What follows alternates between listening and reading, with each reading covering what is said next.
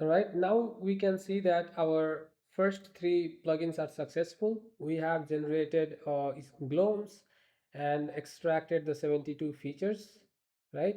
And we also have generated the spots with all those molecular data. Now we want to aggregate them together, right?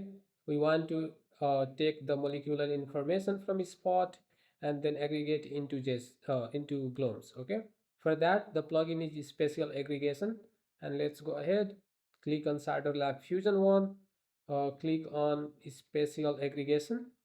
All right, and then again click on this Spatial Aggregation. Left panel opens.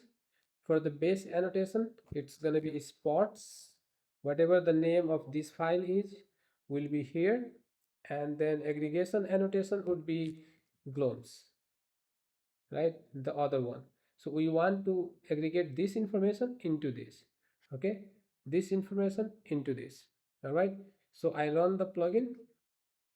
It has started, and now the plugin is running.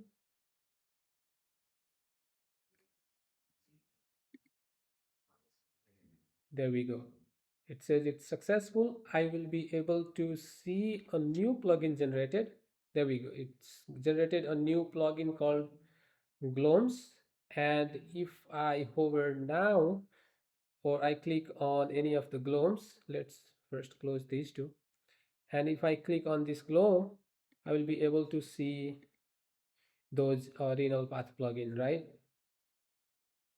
You can see that the even the main cell type information in the popover, we can see those are aggregated. Once they are aggregated, we can also see these informations, right? All right, so that's how it works.